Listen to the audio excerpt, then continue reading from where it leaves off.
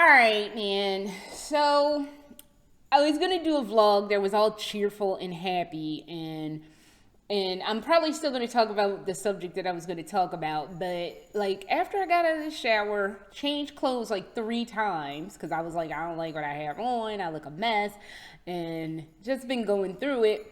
I was like, okay, why don't we have an honest discussion with you all today and just outright state I've been extremely depressed lately. And normally birthdays, because my birthday is, today is the 19th. Technically it's the day I was supposed to be born. But I waited like till the 23rd just to be evil or stupid or both. And yeah, so today is technically the day I was supposed to be born.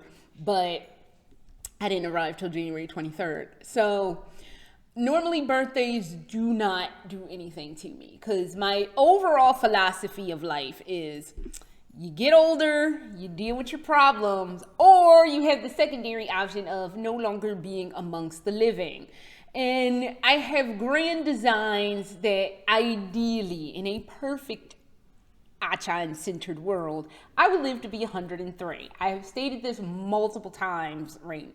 Like on this channel, that it is my desire to live to be 103. 100 years old to see what the world is like 100 years after my birth, and 3 just to annoy and piss everybody off and like, God damn it, this bitch is still alive.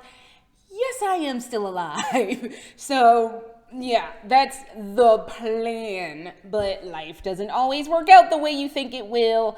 And as I get older and I'm realizing certain things, I'm just 44. My 44th birthday has just hit me like a sack of bricks. And I think the main thing is it hit me because I was expecting at this point to be very, very pregnant now. And I miscarried last summer. And that really kind of took the wind out of a lot of my sails. That's why I didn't do a lot Lolita-wise last year. That's why I spent the majority after the summer.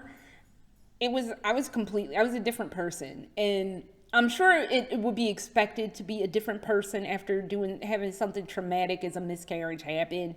But it took a long, long time for me to bounce back to normal, or my normal. It took pretty much, I didn't get back to myself until after I came back from Greece. That's when I started going back to like, being less subdued and all that stuff. And I know there's an expectation that, you had a miscarriage. It was a traumatic event. So you're not supposed to be all cheerful and happy and blah, blah, blah. But it really hurt, and it still hurts. So with that being said, I'm going back to Philly, and in full disclosure, I'm going back for pretty much what will be my final IVF attempt. And my husband is like, well, no, we could do like 2 more times. I don't have 2 more times in me. One, age-wise, I definitely don't have 2 more times in me. And the last time I went to the doctor, they were like, your egg count kind of dropped. It was 13 when I did that in 2019. It's now 9. So basically, the well is drying up. So I'm hoping that this is successful. I really am trying to keep my brain in a positive, optimistic light, but I don't know.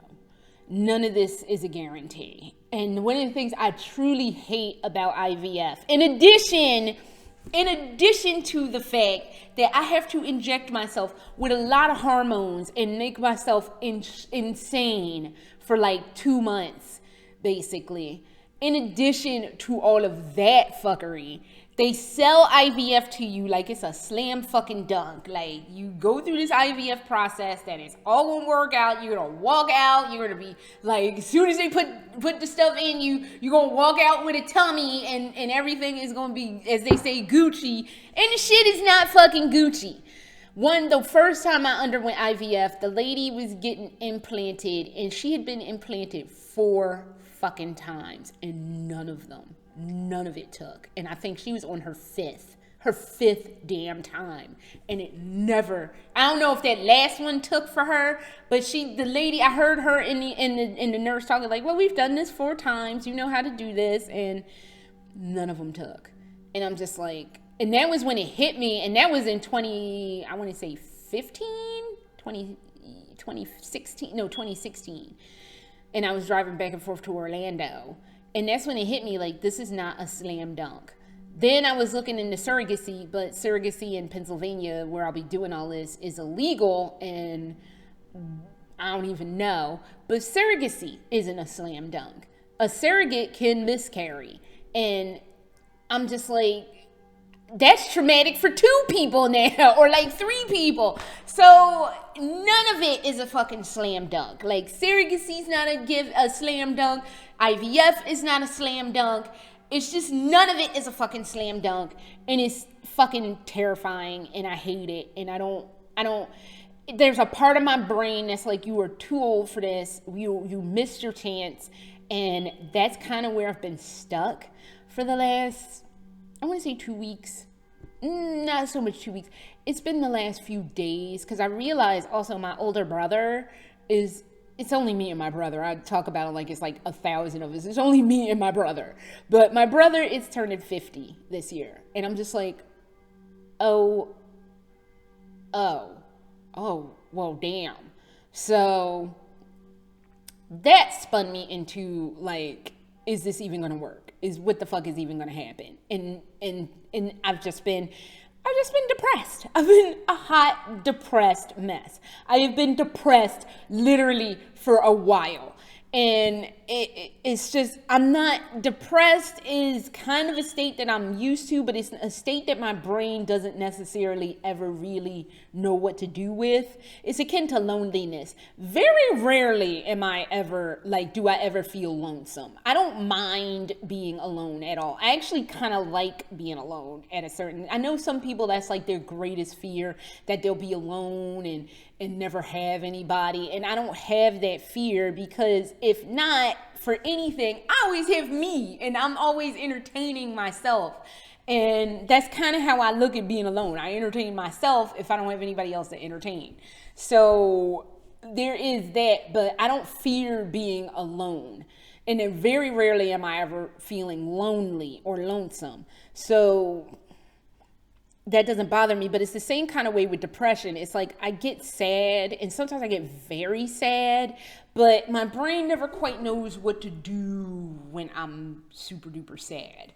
In the last, Sunday, I was really bad. Sunday, I just laid in bed all day. And y'all know the situation. I don't cry because in my head, crying doesn't solve anything. So I can't cry. The literal only way I can cry is I have to watch something sad to kind of force me to cry. And then that's how I skirt around my brain. Like, I'm not going to let you cry. That doesn't do anything. That doesn't fix the situation. And you guys have told me, it might be cathartic. I know. My brain, and the fucked up part of this is something that I set into myself.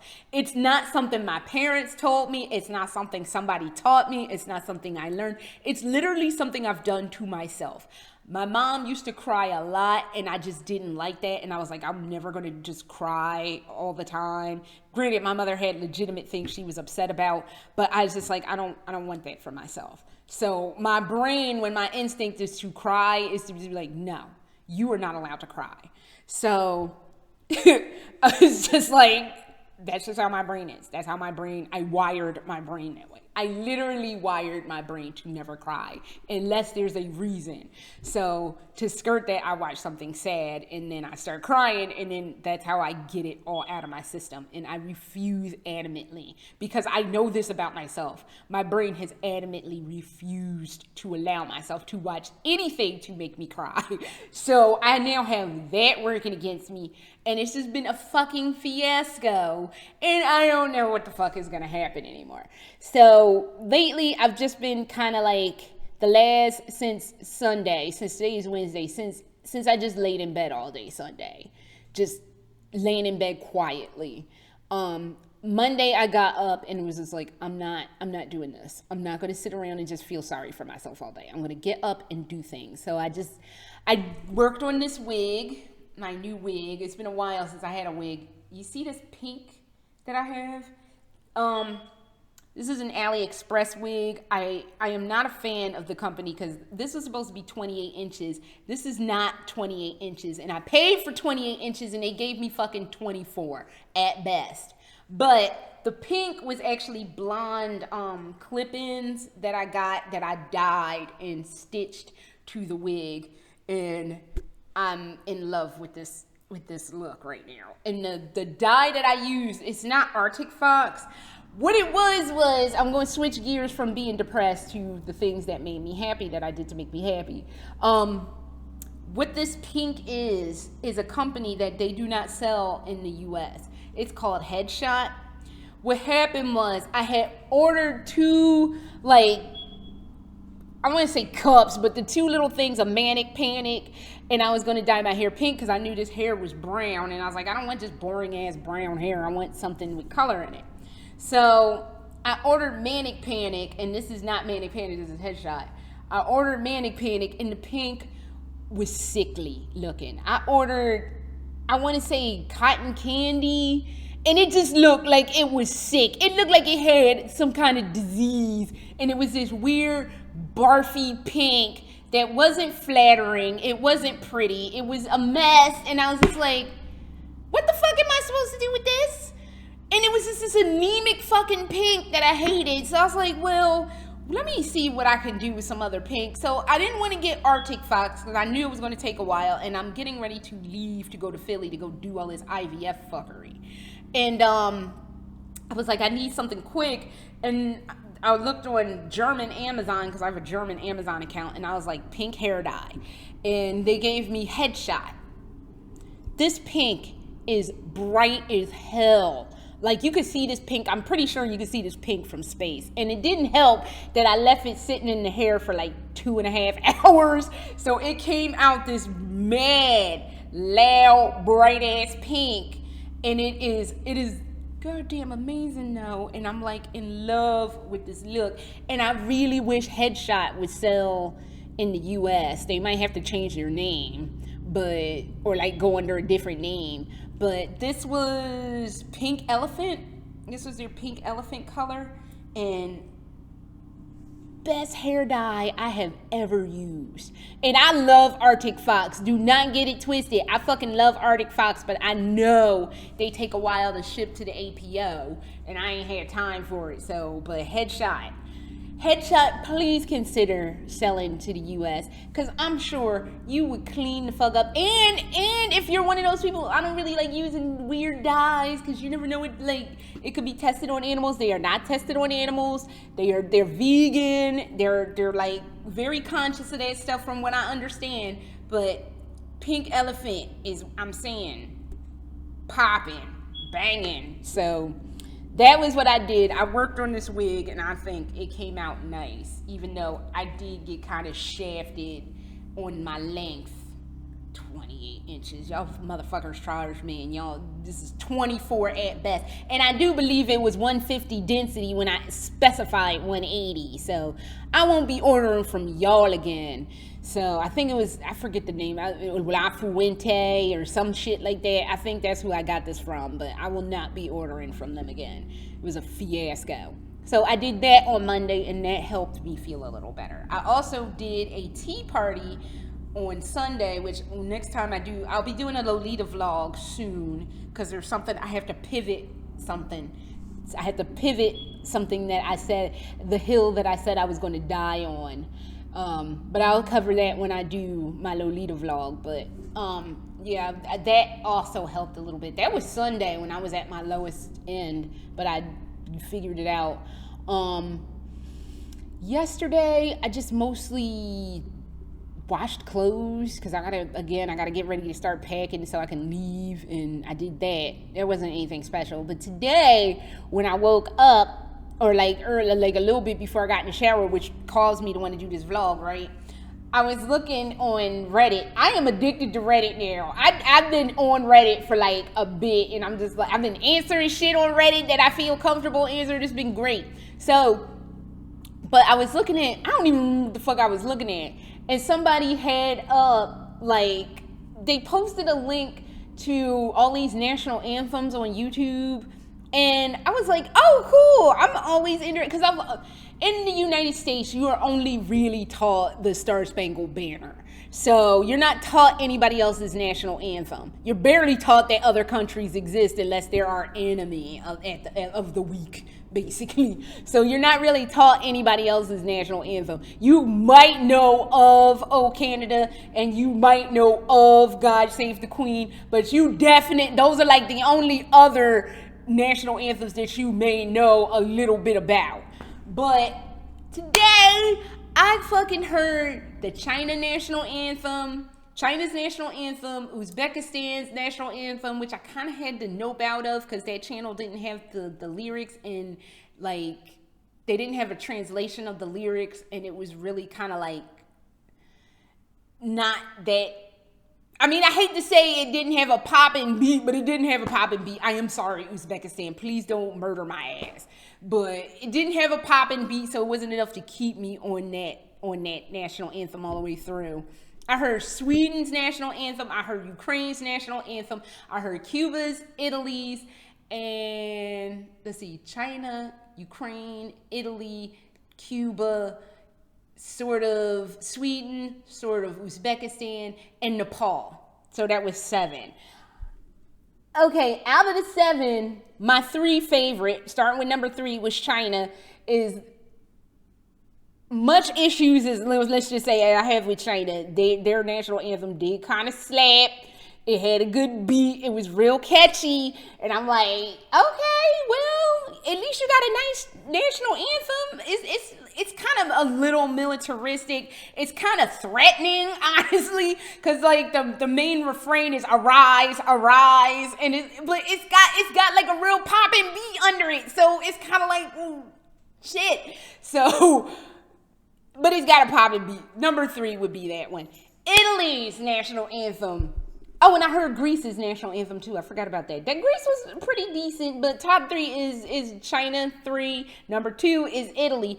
Italy just reminded me of being in like the beginning of Act 2 of Aida. It had that Aida grand finale, like somebody was gonna break out Gloria Gito Daisy Day. Like I was waiting for that to come in my face, but I didn't get that. I got like the Italian national anthem, but it was kind of popping, and I did really like it. But it was serving hard Giuseppe Verdi, if you know opera. It was serving hard, like it was serving Verdi, man. It was serving Verdi so hard that I had like a Verdi sandwich. It was like, damn, this is knocking.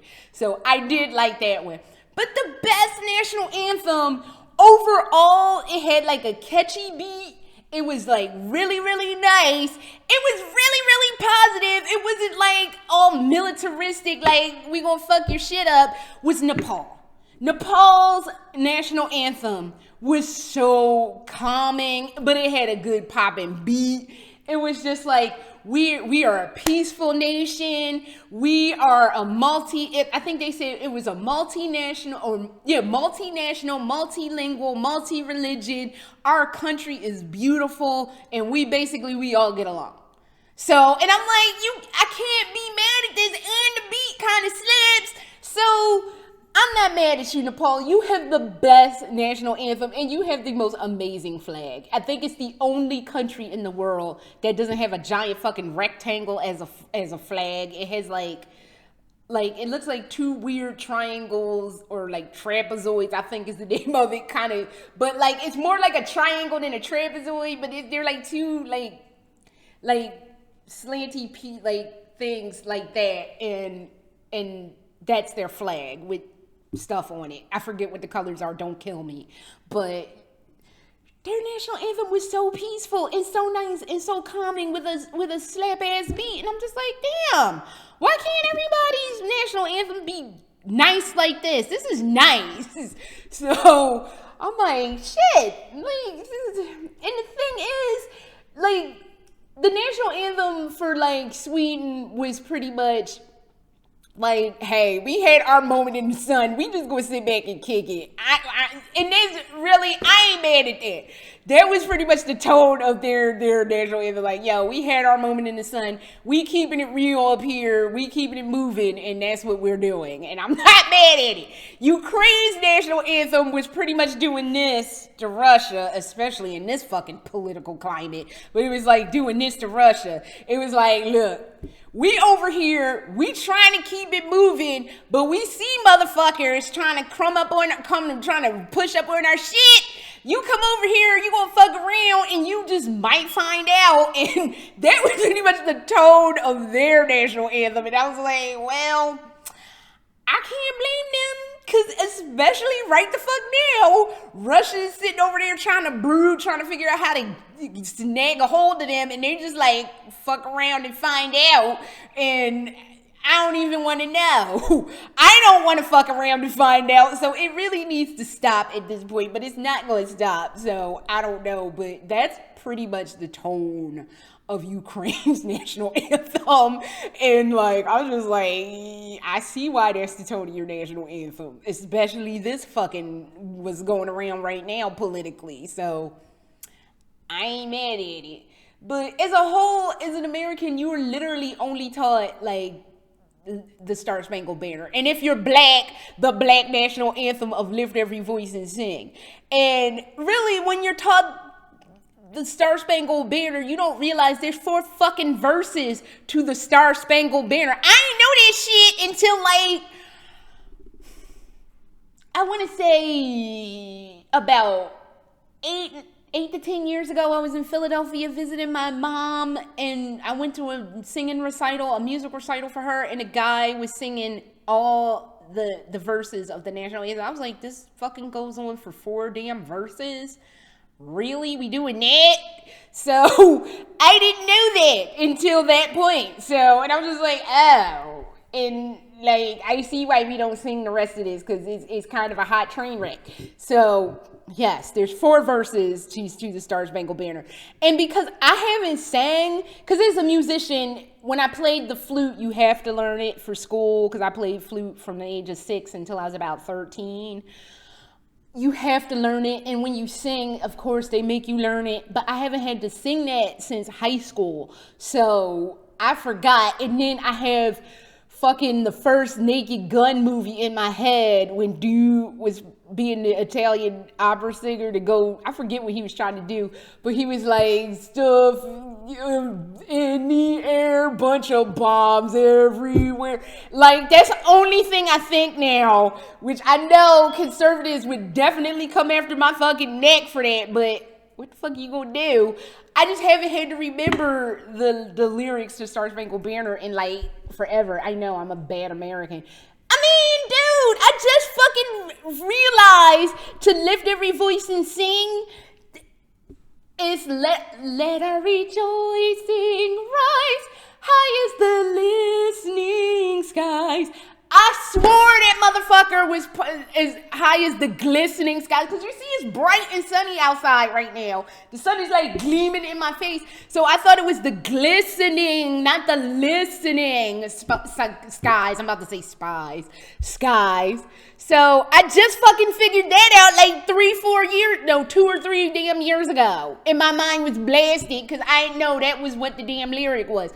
From the age of like 5, when I learned Lift Every Voice and Sing, to like when I was like 40, I thought it was the glistening skies, not the listening skies. So I don't fucking know. I'm a bad American. What do you want from me? So, but yes, these are the things that have been keeping my brain semi-entertained and from like going off the deep end of the damn pool, because I have been mad depressed about turning 44, but what the fuck are you gonna do? It's like either keep aging and deal with your damn problems, or just wrap it up and just be 6 feet under. And the wrapping it up option is just not the option right now. So, that is all I have right now. And I'm going to try to get this Lolita vlog together. I just have to get in a space where I want to wear Lolita again for this. Because I have to rephrase my hill I'm going to die on. And I'm like, I need some help on that one. So until I get that shit together, until next time,